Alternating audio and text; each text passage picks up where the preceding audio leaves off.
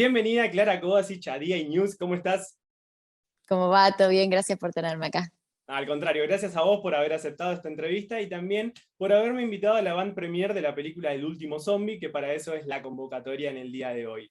Primero que nada, ni bien se estrenó, se metió en el top 10 de las películas más vistas en Argentina. ¿Cómo fueron tus emociones, sensaciones, tanto tuyas como de todo el elenco? Y felicitaciones, obviamente. Gracias. Fue una noticia maravillosa para lo que es una película independiente que no tuvo prensa ninguna en cuanto a promoción, digamos, no es que había pancartas por la calle diciendo se Mm, estrena el último zombie, fue nada más que nada un movimiento nuestro propio en las redes de cada uno. eh, y se logró meter en el top 10 el primer día, que la verdad que una sorpresa gigante, algo que soñamos con que pase y pasó, o sea, como que fue un sueño hecho realidad. Yo me acuerdo que estaba hablando con el productor, que también era el distribuidor, que me dijo que nunca le había pasado a él que una película independiente sea tan exitosa ya el primer día, y eso imagino. fue algo que, de hecho, yo me acuerdo que estábamos comiendo, después nos fuimos todos a comer una pizza después del Gaumont, Mm. y, y me acuerdo que él chequeaba, a ver, chequeaba, decía, ¿cuándo va a salir? Quizá mañana a la mañana sale, a ver cuántos números salen. Y yo decía, Mariano, mira, apenas salgan los números, lo primero que quiero que hagas es que me escribas y me digas a ver cómo le fue a la película. Claro, Y me acuerdo que me despierto el viernes con un mensaje, estamos en el top 10 de las películas más vistas, y yo dije, ¡ah! una locura. Llegamos. Claro, sí, porque, digamos, vuelvo a repetir, o sea, es dentro del cine independiente, y a lo que me refiero con cine independiente no es a cine de baja calidad de ninguna manera, Ujú. sino que es cine que quizás no se promociona de la manera que se promocionan películas más masivas, producidas por Netflix, que de repente vos estás en el medio de la calle y ves 500 carteles promocionando la película, o qué sé yo, inclusive en la tele pasan los anuncios, los trailers. Acá no hubo nada de eso, hubo solamente, obviamente, el boca en boca, Todo los pulmón. anuncios, todo pulmón, muchas redes, la verdad que las redes y nuestros seguidores, yo agradezco un montón siempre a mis seguidores, me sentí muy movida por toda la garra que le pusieron para promocionar mi película, y yo creo que es gracias a ellos que esta película logró tener repercusión y entrar al top 10. O sea, no es más que por ellos, porque realmente es impresionante cómo me repostearon mi información sobre la película y me apoyaron constantemente. Así que honestamente estaba muy movida, tanto el día del estreno como el día después, que encima entramos en el top 10. Fue algo como que yo me acuerdo que mandé un mensaje medio emo hacia a mis seguidores diciendo Claro, pasa que es muy gracias. gratificante. La verdad que sí, hacer cine acá, uno siempre ve, yo tengo mucho contacto, la verdad, con mis seguidores, y me encanta tener contacto con ellos, y siento como somos, en cierta manera, nos conectamos desde el lugar también del fanatismo del cine, Mm. y me siento muy afortunada de que esta gente también pueda llegar a ver mi cine y que también me opine, tanto sea positivo o negativo. Yo siempre acepto tanto las críticas constructivas como las críticas positivas. Eh, y la verdad es que, bueno, llegar a lo que soñábamos con llegar, que era un sueño honestamente lejano, porque por lo menos te cuento, al distribuidor Mariano Oliveros no le había pasado que una película de cine independiente sin ningún tipo de, de plata invertida en En prensa publicidad, claro. llegue al top 10 de las películas más vistas en cine. Ni hablar que para mí, ojo, ya la palabra zombie mueve un motor a las masas y es Sí, un género que atrae mucho, pero yo siempre aclaro, y me gusta aclarar, que esta no es una película de zombies en su palabra en 100% dicha, ¿no? O sea, por más de que trata un poco sobre el tema, va más por otro lado, va más por el terror cósmico y el fin del mundo. Y no tanto con el zombie que conocemos, gore, coreano, que corre y come personas, digamos. claro, claro, claro. Bueno, justamente esa era una de las preguntas, porque vos en el Avant Premier lo mencionaste, que no era una película de zombies normal. Pero para la gente que todavía no la vio, ¿qué le podés decir? Se trata de zombie, ¿para qué tipo? ¿Para qué lado? Para mí tiene más por el lado de un zombie muy clásico, pero ni siquiera eso. Para mí va más por el lado de, y yo siempre repito, una referencia era El Príncipe de las Tinieblas de Carpenter, Mm, Digamos, Carpenter hace la trilogía, que yo soy una fanática, la trilogía del Apocalipsis, que son sus películas que es La Cosa, El Príncipe de las Tinieblas y In the Mouth of Madness. Pero El Príncipe de las Tinieblas tiene más esta cosa de estas personas que son como poseídas por algo, por algo. y que los lleva a estar así, ¿no? En este caso, la película va orientado hacia un químico, una partícula, medio como la película The Happening de Shyamalan, que las plantas irradian. Acá es como que la tierra emana algo que hace que la gente entre en un estado de muerte, pero en movimiento, ¿no? Claro, no Es tan interesante. zombie como dijiste al principio, de lo que estamos acostumbrados a ver. No, claro, no hay comer entrañas ni contagiarse por contacto de una mordedura, de un rasguño, sino más bien algo que la tierra está emanando y que quizás lo que quieren hacer estos zombies poseídos por esta esencia es contagiar a toda la humanidad y generar el fin del mundo, ¿no? Excelente. Bueno, esta película fue grabada pre-pandemia, ¿no? Sí, es una película que terminamos de filmar una semana antes de que declaren la cuarentena absoluta en el 2020, marzo del 2020. Bueno, Así justamente que, algo tiene que ver con la cuarentena, un poco de a través de la película. ¿Crees que fue como una especie de premonición también? ¿Lo toman así? 100%, 100%, y la película fue escrita, el guión, en el 2017. Es una película, por más de que yo siempre digo que el fin del mundo y el apocalipsis son cosas que siempre se trabajan y en cierta manera hay algo en el inconsciente colectivo que creo que se puede llegar a prever de algo. Sabemos las posibilidades que tenemos de cómo vamos a dejar de existir como especie quizás, o Claro. sea, porque se acaban los recursos, porque hay alguna pandemia a nivel bioquímica que nos afecta, Mm. porque el Sol es una estrella que va a dejar de existir, digamos. Hay distintos motivos, eh, y, digamos, cuando se empieza a dar toda esta pandemia del COVID, nosotros estábamos en ensayos, me acuerdo al principio, en diciembre, enero, y era una palabra, el COVID, que se empezó a escuchar en algunos medios. Claro. Empezamos a filmar y era una cosa de China, de que de repente se había salido un poco de China y había entrado a Europa. Y mientras estábamos filmando y seguíamos filmando y de repente iba avanzando el primer caso en Latinoamérica y hasta que llegamos al primer caso en Argentina, que yo me acuerdo de ese día perfecto que estaba yo en La Plata filmando. Me acuerdo que llamo a mi casa y digo, nos tenemos que mudar. ¿A dónde? No sé, viste, y citaba a Brad Pitt en Guerra Mundial Z, decía, el movimiento es vida, el movimiento es vida, viste, ya metida en plena, estaba filmando la película de zombies, venían los zombies de Europa y China acá a la Saltando la Argentina con el muralla, COVID. todo. Sí, sí, era como que movimientos vida. No, y me acuerdo que bueno, que estábamos, en un momento se hablaba de la posibilidad de entrar en una cuarentena, pero no había nada charlado. Terminamos de filmar y a la semana anuncian el cierre total de todo. O sea, yo creo que fue como un alivio absoluto haber podido terminar la película. Y bueno, después entró en un proceso de ver cuándo se estrenaba por el hecho de que se cerraron los cines.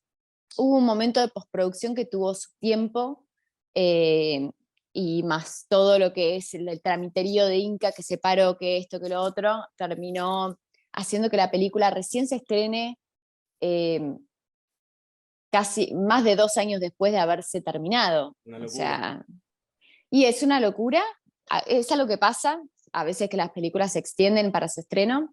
No suele pasar con el cine independiente, que es bastante rápido, porque se realiza rápido y tiene una postproducción como máximo de 8 meses o 12 y se estrena. Pero bueno, también acá teníamos el tema de que las primeras películas que se estrenaron cuando se abrieron los cines eran películas comerciales, 100% de Correcto. afuera. Me acuerdo, yo pagué la entrada, me fui a verla, apenas se abrieron los cines, porque yo soy una fanática Claro, por del favor, abrime el cine como cine. experiencia, del cine como experiencia, como programa. Me acuerdo que fui a ver Kong versus Godzilla versus Kong, Sí, que como quería las ver esa primeras. película. Soy una fanática de los monstruos y los que me conocen saben que, bueno, ya sigo a King Kong y a Godzilla desde las películas en blanco y negro de ellos, los Ni hablar de libros. Alien. No, sí, de Alien, sí, sí, obviamente. Hablando de terror cósmico. Pero bueno, nada, fue como un placer poder ver, finalmente creo que es un cierre de una etapa que se logra cuando ves tu película proyectada en una pantalla. Y hoy en día sos muy afortunado si llegas a estrenar en una pantalla grande una película independiente. Así que es algo que, y vuelvo a repetir, independiente no significa mala calidad, sino que significa que es una película que se filma en poco tiempo, con poca plata, pero la calidad es igual de buena que cualquier otra película, Tal ¿eh? O cual, sea, eso es tal cual. importante remarcar para que, Remarcarlo, claro, tal cual, tal cual. por Bueno, si no se justamente entiende. hablando de la película, tu personaje, ¿cómo fue la creación? ¿Te llega el guión y directamente lo representás? ¿Podés meter mano, opinar acerca de tu personaje en sí? Claro, bueno, cuando a mí me llega el guión, o sea, después de hacer el casting y me avisan que quedé, me presentan el guión completo y el personaje que me habían planteado de Pato era un personaje muy cliché en cuanto a película de terror vieja, Mm. como la rubia linda y medio aparato. Y yo dije, no me gusta esto, la verdad es que yo lo vi un montón en los 90 y me parece que ya terminó este personaje y además no me gustaba representar como mujer un cliché que ya no aplicaba. Entonces, como que le dije al director que me gustaría charlar con él una propuesta, que él se sentó a hablar conmigo y me acuerdo, bueno, yo soy muy fanática también de Marvel y DC y también sé que el estilo de la locura es algo que gusta y que me parece que es algo muy interesante de desarrollar. Entonces digo, ¿por qué no trabajamos un personaje que sea súper hippie fan de todas las técnicas ayurvédicas, meditación? Porque existen personas que son realmente muy fanáticas de que todo es energéticamente hablando, energía, todo. Que si una persona así se enfrenta al fin del mundo y honestamente no puede tolerarlo y colapsa, pero colapsa hasta al lado del brote psicótico, porque te puede pasar que no puedes manejar el hecho de que te vas a La morir. situación. Entonces, ¿qué pasa si este personaje realmente se vuelve loco? Y en vez de, y es como que, y empezamos a trabajarlo desde la locura y terminamos sacando un personaje que se transforma en el comic relief de la película, que Mm. fue súper interesante poder también hacer eso que no lo había hecho en un 100% antes. A mí me gusta mucho la comedia, la disfruto mucho y cuando me dan rienda suelta es muy satisfactorio poder sacar la locura en serio Claro, y tirarla. Y por lo menos hasta que no me digan, no, para Clary, esto es too much, ya está, yo basta. hasta el humor negro entra en juego. Entonces como que fue algo que fue divertido. Lástima que por falta de tiempo no se pudieron dar ciertas escenas que se habían hablado que iban a ser muy divertidas y quedó más chico de lo que debería haber sido el comic relief. Pero bueno, la realidad es que cuando pasan esas cosas en el cine independiente, a veces empiezan a tachar. Así, Claro. yo he visto escenas filmando en películas que de repente se sienta el director con el asistente de producción y dirección, así a tachar así, ¡ta! Y Ah, arrancar hojas del guión, ¡ta! puñal. Arrancar hojas del guión. Y vos, no. Y de repente decís, no, Clary, lo que ibas a hacer hoy, que era todo el día, al final solamente es esta escena porque tenemos que meter las tres que nos llegamos a hacer el otro día. Y bueno, al principio te duele y después ya es como que estás medio curtida del dolor de perder escenas y decís, hay que hacer lo que sea para poder también entregar Claro, la encajar historia. también en la peli. Como primera experiencia, entonces, súper. Vos poder haber metido mano ahí. Sí, no, igual yo siempre, la verdad es que se me dio que tuve manera de comunicarme muy bien con los directores con los que trabajé y poder armar personajes de la mano con ellos. Me gusta también como entrar en el lenguaje que se está queriendo jugar y también meter condimento mío, que eso para mí estaba bueno. Y para mí también estaba bueno sacar un poco a la mujer de ese arquetipo Mm. que ya no existe y que me parecía al pedo ponerlo. Y quizás me parecía muy interesante que el personaje de Comic Relief, que generalmente se lo entregan a un hombre, se lo entreguen a una mujer, que es algo también que es diferente y me gustó y me pareció que estaba bueno, que es algo que también lo hizo Margot Robbie con Harley Quinn y que me parece que funcionó así como arquetipo de tener un Comic Relief que venga de una mujer que quizás siempre venía, yo te digo, siempre, casi siempre es el pibe, el fumanchero del grupo, que es el Sí, gracioso, uno de los primeros en morir o de los que van avanzando hasta el final, pero mueren desagradablemente. sí. Eh, y bueno, nada, surgió y se pudo hacer y la verdad es que fue un encanto poder realizarlo y que el director Martín Basterreche me dé cabida. ¿Tiene algo de voz este personaje? Sí, yo creo que todos los personajes que uno crea, inevitablemente hay algo de uno ahí, porque también es tu manera de observar el mundo, ¿no? Inevitablemente no te podés escapar de tu visión de la vida, porque a pesar que vos te apartes, siempre termina siendo tu propia visión, digamos. Claro, entras en el juego. Sí, o sea, tu visión de la locura, tu visión de cómo sería despegarse de uno mismo. eh, yo creo que sí, que siempre hay un condimento, siempre hay una cosa, que siempre decís, inclusive con frases o vivencias o pensamientos, siempre hay algo ahí dando vueltas. Excelente. Bueno, volviendo al primer tema que mencionaste, de lo que es el cine independiente, ¿crees que el cine argentino está infravalorado? Sí, sí. El cine independiente argentino está infravalorado por los argentinos igual, Mm. porque porque es muy interesante cómo se vende y se consume afuera el cine argentino independiente y cómo acá quizás no tiene tanta cabida, tanto en la sala de cine o en las plataformas. Y a mí me da mucha tristeza porque muchas películas que yo tuve la posibilidad de estrenar a nivel mundial no llegaron al cine argentino.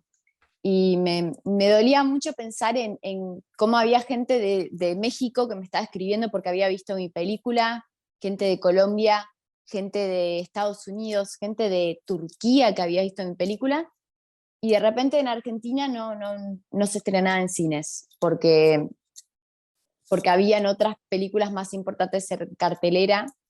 Yo creo que debería haber como un incentivo desde el lado del apoyo quizás tanto de las estructuras como de las personas, ¿no? De que se apoye más la posibilidad de que una película llegue a pantalla grande, por lo menos antes de entrar a una plataforma, y si es que hay la posibilidad de entrar a plataformas, que las plataformas acepten, porque no todas las plataformas aceptan. Por lo Ah, menos, un tema interno. y es difícil, o sea, nosotros consumimos, pongo el caso de Netflix, pero la mayoría del contenido de Netflix no es argentino y estamos en Ah, Argentina. Viste que Netflix es de cada país sí, sí, sí, sí, un tiene los. específico, digamos. O sea, de Argentina está Netflix Argentina. Vos te vas para México y tenés otro contenido. Sí, sí, sí, sí. Eh, por más de que algunos se repiten en todo a nivel mundial, por país también tenés limitado Tipo de algún tipo de contenido, claro. contenido. Y acá la verdad es que para mí hay poco en las plataformas argentino propio para que la gente llegue. O sea, muchas veces me pasa que termino pasándoles el link de la película a mis seguidores o a gente que me pide, por favor, quiero ver alguna de tus películas. Le digo, es que sí, algunas están en Amazon y algunas es muy difícil, no sé cuándo se estrenan, no sé cómo. A veces termino pasando la película porque digo, también quiero que la vean y no sé cuándo va a llegar a Argentina, pero ya sé que se estrenó hace 2 años en Estados Unidos. Claro, una Y locura. digo, Pensás y decís, ¿cómo puede ser que encima en el exterior se vea, tenga buena reproducción, buenas críticas y después acá ni siquiera llega? Y bueno, justamente algo que veníamos hablando recién del tema de los argentinos, es que uno suele decir, ah, no, es una película argentina, entonces no la veo directamente. Ni siquiera le dan una chance a decir, bueno, veamos a ver qué nos parece esta película y digamos, es buena, es mala, o lo que sea. Ni siquiera eso directamente, es argentina y no la veo. sí, igual yo digo, es interesante porque después consumimos películas que están dirigidas por argentinos, pero filmadas de manera yankee, o sea, como lo es, por ejemplo, It de Andy Muschietti. O no olvidemos que la directora de Marvel, Alonso, es una argentina. Eh, digamos, la jefa de Marvel principal es una argentina. Entonces, es muy loco porque los argentinos somos capaces de hacer productos que a nivel mundial después nos buscan y nos llevan a hacer cosas más grandes, como le pasó a Andy Muschietti, como le está pasando a Damián Rugna, como le pasó a Fede Álvarez, que es uruguayo, eh, a muchos directores y productores más. Eh, y de repente cuando uno dice, pero si ves las películas de ellos antes de ser famosos y irse para afuera, que recién ahí uno lo empieza a apreciar y dice, pero vos ves lo de antes y es increíblemente bueno. Sí, digamos. sí, sí. ¿Por qué esperás a que te traiga una película estadounidense, un director que hizo cosas acá muy buenas? O sea, y entonces ahí vas pensando y decís que quizás estamos equivocados en creer que el argentino no hace buenas películas, todo lo contrario, hace muy Claro. buenas películas y es convocado a filmar en distintas partes del mundo. Y yo creo que uno se impresiona cuando ve películas argentinas, que las va encontrando, las va descubriendo. eh, yo creo que uno se impresiona y dice, ah, mira esta película, me está jodiendo, está buenísima. Pero esta es argentina. Yo vi obras maestras argentinas del cine de género que me hubiera gustado verlas en pantalla grande. Por ejemplo, Al tercer día de, ay, ¿cómo se llama? Basado en el libro de Gonzalo Ventura por Daniel Hyde, eh, que me parece una película, Daniel de la Vega, Daniel Hyde es el apodo que se pone él, es una película impresionante y no la vi en pantalla grande, no la vi en el cine. Y sin embargo, y mucha gente está de acuerdo que es una de las mejores películas de terror que se hizo en Argentina. Nocturna, de Gonzalo Calzada, tampoco. No llegó al cine, creo que estuvo una semana en el Gaumont, nada más, y es una obra Bueno, maestra. resta un montón. Sí, Resta y digo, ¿por qué? Qué raro estas cosas, ¿no? Debería haber más promoción. Igual ahora escuché que viene Shudder a la Argentina y a Latinoamérica, digamos, que es una plataforma que soporta mucho y fomenta el cine independiente, el indie horror, como le dicen los yankees, que para mí es mucho más gustoso ese nombre, en vez de cine Suena, independiente de terror, indie claro, horror, suena lindo. que esto, estilo A24, etcétera, que me parece que funciona un montón. Bueno, recién mencionaste de las convocatorias a los actores y actrices argentinos hacia el exterior. Vos participaste en la película No mires arriba. ¿Cómo fue eso? La verdad es que todavía estoy medio anonadada que pasó. La verdad que me siento altamente afortunada de que haya llegado a estar en una película tan inmensa y tan exitosa como lo fue Don't Look Up, eh, por las vueltas de la vida y el destino que me llega un casting y que lo hago y que al director le gusta. Ya con pensar que Adam McKay vio un self-tape mío es Ya, está, suficiente como para ya estabas coronada con eso. tachar, tachar de la bucket list y me entrego y digo, ya está, Adam McKay vio un self-tape, no me importa más nada. Y lo eligió encima, digo, la puta madre. Eh, pero fue muy lindo, la verdad que haber podido estar en una película con unos actores tan importantes, por más de que yo no tuve contacto con ellos, porque lo mío se filmó acá y no tuvo ningún tipo de contacto con ellos. Mm. Para mí, ya verme la misma película que ellos es un montón, Claro, ¿qué te parece? es suficiente. Más que nada porque acá, como veníamos hablando recién, no se valora tanto el cine argentino y llegar a la pantalla de afuera es como, wow, me imagino para vos también en lo personal, tu familia, ¿cómo lo tomó? La verdad que lo tomó bien. Creo que fue como algo que también impactó mucho a nivel local, ¿no? De que podamos conectarnos a nivel actoral con todo tipo de países. Yo creo que claramente en Estados Unidos hay más impacto, pero a mí me gustaría trabajar con directores de todas partes del mundo, con producciones de todas partes del mundo. Creo que el límite del país no debería estar, deberíamos poder ser Mm. internacionales y qué sé yo, a mí me encantaría trabajar con Gaspar Noé, que es un director que es argentino, pero trabaja con tanto Estados Unidos como con Francia, la mayoría de sus películas son francesas. Y digo eso, Gaspar Noé logró encontrar su carrera en Francia y después a nivel mundial obviamente se hizo reconocido, pero es un argentino. ¿Alguna vez El se te pibe después pasó por la vuelve. cabeza decir, me voy a vivir afuera para tener otra oportunidad, aparte de acá? La verdad que sí, creo que soy miedosa en cuanto a hacerlo, pero siento que hoy la globalización que hay nos hace poder no necesariamente irnos para generar el contacto con afuera para llegar a un proyecto. O sea, si vos podés hacer el casting desde acá y Mm. después irte a Estados Unidos. El tema de irte, obviamente implica muchas cosas que son también, porque uno dice me voy, no, me voy, es tramitar una visa, armar toda una estructura que quizás es un lío, quizás es mucho más fácil castear para afuera y que te convoquen a un proyecto y armas una visa para ese proyecto, Claro. que directamente decir me tengo que ir a Villa. No es fácil irte a vivir a otro país. Tenés que armar toda una cosa primero burocrática antes que encima todo lo que Sí, encima implica dejar todo, toda mudarse tu a vida otro país. acá. Sí, pero te juro que es mucho más enquilombado todo lo burocrático que dejar la vida de uno acá, ¿eh? O sea, tenés que hacer 500 trámites y si es que te autorizan Claro, y encima de en eso, esperar la el poco. autorización. Pero bueno, la verdad es que yo tengo un representante en Estados Unidos y estoy en contacto con él y la verdad es que por ahora me sirve manejarme de esta manera. eh, y veremos qué pasa. Y obviamente yo, si me llaman y me dicen, te tenés que ir mañana a Turquía a filmar un mes, me voy. O sea, No, yo en ese sentido ya me voy a filmar a Turquía un mes. Pero obviamente me parece que no hace falta vivir en Turquía para hoy en día generar un contacto allá. O sea, para mí es una cuestión de generar un buen casting y después el buen casting se hace hoy en día desde tu propia casa. Los sí, self-tape, quizás los argentinos no estamos tan acostumbrados, ahora la pandemia nos obligó a estar, pero el formato self-tape se usa en Estados Unidos hace un montón. De hecho, fíjate que la protagonista de Stranger Things no sí, estaba en Estados Unidos cuando audicionó. Ella estaba en Londres cuando hizo el casting para Stranger Things y queda. qué locura. Obviamente, y ella lo hace porque se filma su self-tape en su casa.